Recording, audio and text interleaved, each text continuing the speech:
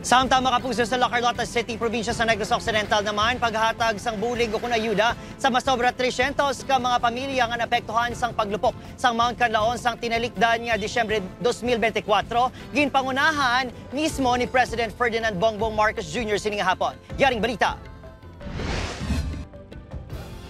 Manug 3 ka bulan matapos naglupok ang Mount Canlaon sang Disyembre 9, 2024. Nagapabilid sa 4 tanang evacuation center sa La Carlota City ang evacuees nga nag-i-star sa sulod sang 6-kilometer permanent danger zone sang bulkan. Sa buong hapon, personal nga nagpadulong sa La Carlota South Elementary School 2 si President Ferdinand Marcos Jr. kag gipangunahan ang pagpanagdag sang tag 5,000 pesos nga ayuda kag food packs para sa kapusan nga 323 ka pamilya o kon 1,111 ka individual.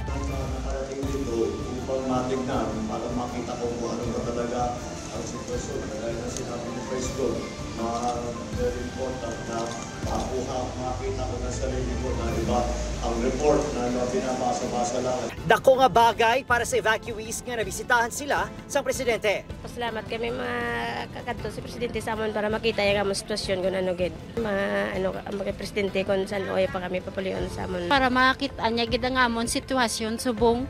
Sana tulungan niya kami kung makauwi pa kami sa amin. Ginexplikar naman sa Office of Civil Defense nga delikado pa nga magbalik sa ila mga puluyan. Hindi naman natin sila piling mapauwi, no? Kahit nasabihin mo na 6 months na kung nandiyan pa rin yung hazard. Kung nandiyan pa rin na kung dangerous pa rin yung kanilang Naghinyo man ang Presidente sa mga residente nga magkooperar sa otoridad nga amo ang nakahibalo sang sitwasyon sa bulkan. Pagkatapos ng ceremonial distribution, nagpatigayin man na sang situationer briefing ang nagkarailaing ahensya sang gobyerno kag mga LGU upod ang Presidente. Isa sa magitalakaing proposal agud magpatukod sang permanent evacuation site. Magatambong man si PBBM sa iwaton niya political rally sang alyansa para sa pagbabago sa Victoria City, Negros Occidental, alas 6 subong gabi. Miss Bernita. Samtang makapuso sa ginka nga situation briefing, kaupod ang nagkailaing ahensya sang gobyerno kag mga lideres sang LGU sa Negros Occidental. Upod ang Presidente ginplastar ni DOST Secretary Renato Solidom ang 3 ka senaryo nga posible matabo sa Mount Canlaon. Ginpasalig man ni PBBM nga maghahatag sang dugang nga pondo ang national government halin sa Quick Response Fund sini para buligan ang ginakulang na nga pondo sang LGUs para sa madamong evacuees. Meron po nakita ang FIVOX na 3 senaryo.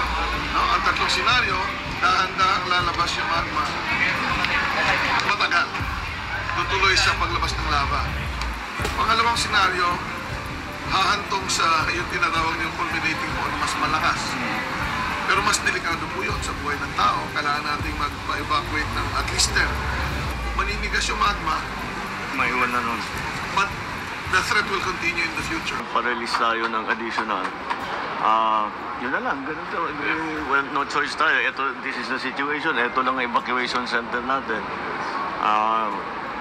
Baka maihabol natin something temporary, but evacuation center natin.